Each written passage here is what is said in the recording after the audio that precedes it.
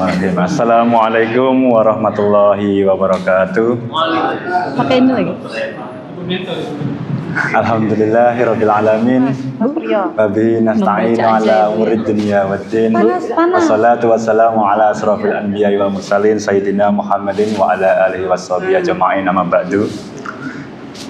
Yang kami hormati Bapak Ketua Pengadilan Agama Surabaya, Ibu Wakil Ketua Pengadilan Agama Surabaya, Bapak Panitera, Bapak Sekretaris, seluruh pejabat struktural, fungsional, dan singkatnya seluruh jamaah sholat zuhur di Aula Mushola Pengadilan Agama Surabaya ini yang berbahagia.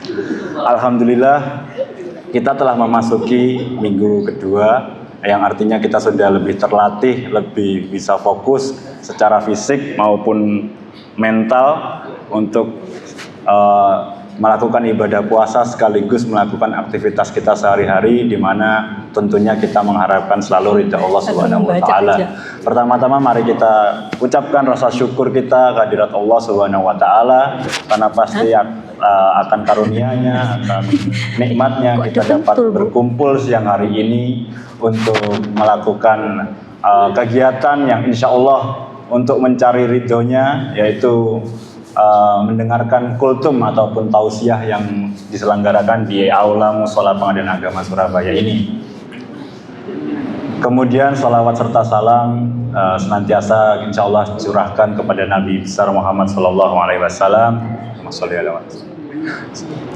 agar kelak kita termasuk umat yang mendapat syafaatnya. Amin amin ya rabbal alamin. Kali ini telah hadir di tengah-tengah kita Ibu Mentor para Cakim yang insya Allah siang ini akan mengisi tausiah, Ibu Bua Eva Hidayah SHMH, yang langsung saja mungkin kita dengarkan, kita simak, dan kita fokus untuk mendengarkan apa yang akan beliau sampaikan. Kepada Ibu Bua Eva Hidayah SHMH dipersilahkan waktu dan tempat.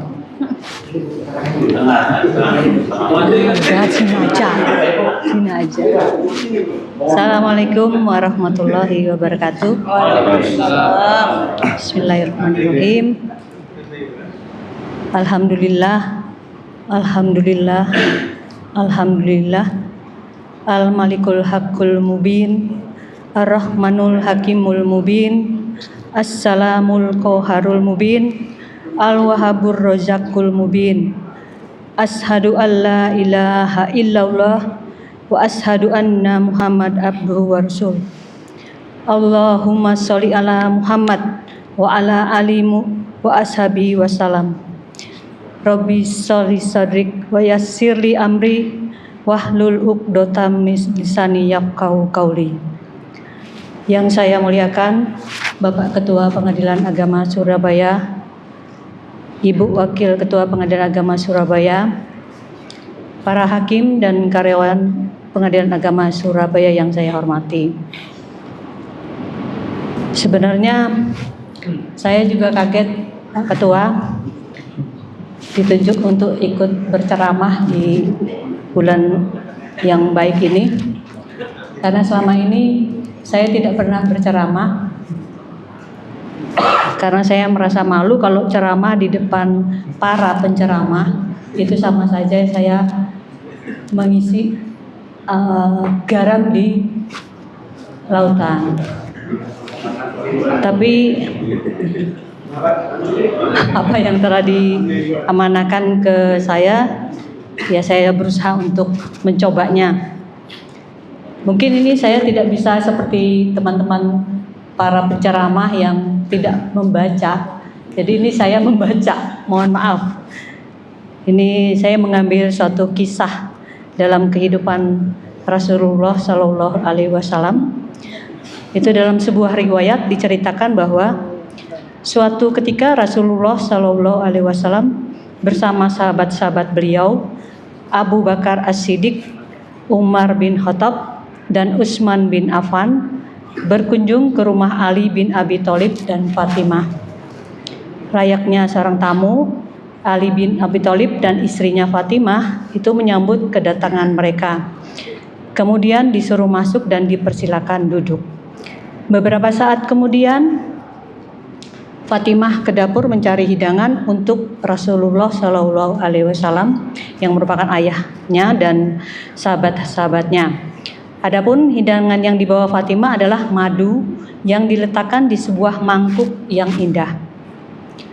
Ketika madu yang berada dalam mangkuk tersebut berada di tengah mereka, Rasulullah Shallallahu Alaihi Wasallam melihat sehelai rambut berada dalam mangkuk di dekatnya.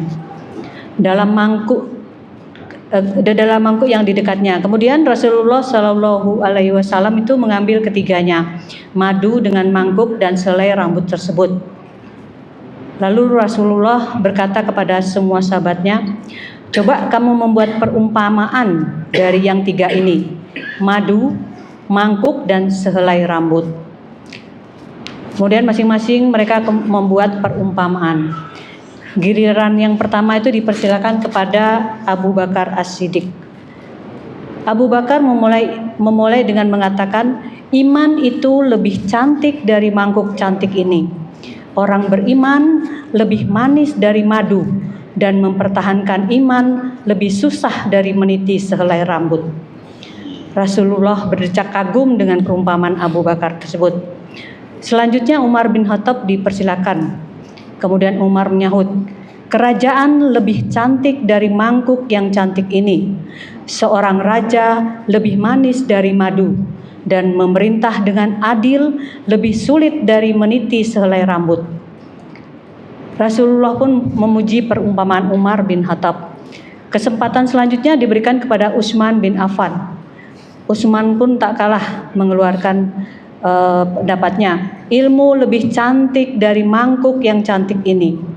Orang yang menuntut ilmu lebih manis dari madu, dan beramal dengan ilmu yang dimilikinya lebih sulit dari meniti sehelai rambut, kata Utsman. Bagus, sambut Rasulullah Shallallahu Alaihi Wasallam. Kemudian kesempatan diberikan kepada Ali bin Abi Thalib. Yang selanjutnya beliau menyampaikan, tamu lebih cantik dari mangkuk yang cantik ini. Menjamu tamu lebih manis daripada madu, dan membuat tamu senang sampai kembali pulang lebih sulit dari meniti sehelai rambut. Rasulullah pun tersenyum sambil mengagumi perumpamaan Ali bin Abi Thalib. Kemudian Fatimah juga pun diberikan kesempatan untuk membuat perumpamaan, dan Fatimah pun berkata, seorang wanita yang lebih cantik dari mangkuk yang cantik, wanita yang berpurdah. Purdah itu satu pakaian yang sangat mulia, menjadi kehormatan wanita daripada fitnah rupa. Lebih cantik dari madu, dan mendapatkan wanita yang tak pernah dilihat orang lain lebih sulit dari meniti sehelai rambut, kata Fatimah. Rasulullah pun tersenyum. Selanjutnya kesempatan Rasulullah membuat perumpamaan. Beliau mengatakan, seseorang yang mendapat taufik untuk beramal saleh lebih cantik dari mangkuk yang cantik. Beramal baik lebih manis dari madu, dan berbuat amal dengan ikhlas lebih sulit dari meniti sehelai rambut, kata Rasulullah. Malaikat Jibril pun turut berkata, menegakkan pilar-pilar agama lebih cantik dari mangkuk yang cantik. Menyerahkan diri, harta dan waktu untuk agama lebih manis dari madu, dan mempertahankan agama sampai akhir hayat lebih sulit dari meniti sehelai rambut, kata Jibril. Allah Subhanahu wa taala kemudian melalui Rasulullah Shallallahu Alaihi Wasallam juga membuat perumpamaan. Allah pun berfirman, surgaku lebih cantik dari mangkuk yang cantik ini. Nikmat surgaku lebih manis dari madu, dan jalan menuju surgaku lebih sulit dari meniti sehelai rambut. Dari perumpamaan kisah di atas dapat kita mengambil pelajaran. Yang pertama, begitu susahnya kita itu mempertahankan keimanan yang ada dalam hati kita sendiri sampai kita pun meninggal. Memang keimanan adalah sebuah nikmat dan anugerah dari Allah kepada manusia, akan tetapi usaha mempertahankannya agar tidak tercabut dari akarnya sungguh sesuatu yang teramat sulit. Yang kedua, kekuasaan adalah hal yang selalu menjadi incaran setiap manusia. Karena menjadi penguasa adalah suatu kebaikan, kehormatan, dan kemuliaan. Akan tetapi, menjalankan kekuasaan yang pegang dengan cara adil adalah hal yang sangat sulit dicapai jika tidak mengatakannya hal yang mustahil, kecuali hanya dalam jumlah yang teramat sedikit sekali. Sebab menjadi penguasa yang adil, menjadi teladan dan ikutan bagi manusia banyak adalah suatu hal yang teramat sulit. Yang ketiga, memiliki ilmu adalah suatu karunia dan kemuliaan dari Allah. Akan tetapi, mengamalkan ilmu yang dimiliki adalah sesuatu yang teramat sulit. Setiap kali ilmu manusia bertambah, setiap kali itu pula Allah menuntutnya agar mengamalkan ilmunya. Betapa banyaknya celaan Allah terhadap manusia yang berilmu yang tidak mengamalkan ilmunya. Keempat, menjalin silaturahmi dengan saling mengunjungi adalah suatu perbuatan yang mulia dan diperintahkan Allah. Bagi yang menerima tamu dan memuliakannya diberikan kehormatan tersendiri sebagai manusia yang sempurna imannya. Sabda Rasulullah Shallallahu Alaihi Wasallam, siapa yang beriman dengan Allah dan dengan hari yang akhir, maka hendaklah dia memuliakan tamunya. Akan tetapi memperlakukan tamu dengan penuh kemuliaan semenjak kedatangannya sampai dia meninggalkan rumah tuan rumah tentulah sesuatu yang teramat sulit. Seringkali tuan rumah hanya ramah dan simpati kepada tamu ketika awal kedatangannya. Namun jika tamu sudah berada beberapa hari di rumah, tuan rumah awalnya hangat berubah menjadi dingin, bahkan sampai tidak menegur tamu dan akhirnya mengusir sang tamu dengan tidak hormat. Yang kelima, wanita baik-baik atau solehah adalah sesuatu yang sangat berharga karena sulitnya mencari perempuan seperti itu. Akan tetapi mendapatkan wanita yang tidak pernah dilihat sama sekali orang lain kecuali muhrimnya tentulah lebih sulit lagi. Apalagi sekarang pakai hijab di keluaran, ke kantor pakai hijab, begitu sampai rumah lepas hijab, keluar mau menyapu di halaman lepas hijabnya. Jadi sangat sulit untuk mencari wanita yang tetap istiqomah untuk menggunakan hijabnya meskipun di rumah. Kemudian yang keenam, mendapat hidayah untuk berbuat kebajikan tentulah suatu anugerah dari Allah. Namun beramal saja tidaklah ada artinya jika tidak memiliki keikhlasan dalam mengerjakannya. Pekerjaan yang dilakukan tanpa keikhlasan adalah pekerjaan yang rapuh, ibarat debu yang mudah diembus angin. Perbuatan ikhlas adalah sesuatu yang teramat sulit karena setan tidak akan menginginkan dan membiarkan hambanya yang berlaku ikhlas.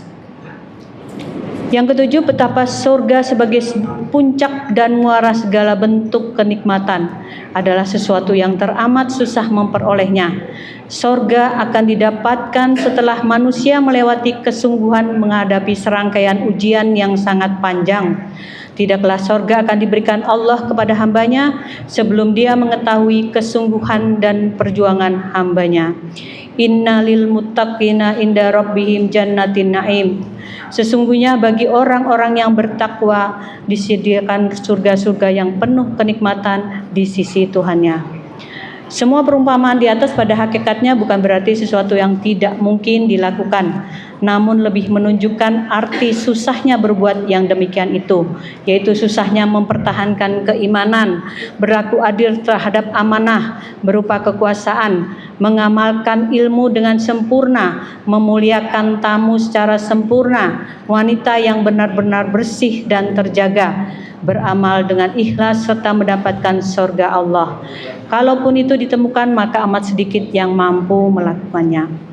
Di bulan baik Ramadan ini, marilah kita bersama-sama meningkatkan keimanan kita sehingga tidak hanya berakhir di bulan ini saja, tapi dapat memberikan kita untuk tetap istiqomah dalam menjalankan ibadah untuk mencapai tujuan akhir kita, surga yang telah dijanjikan oleh Allah Subhanahu wa taala.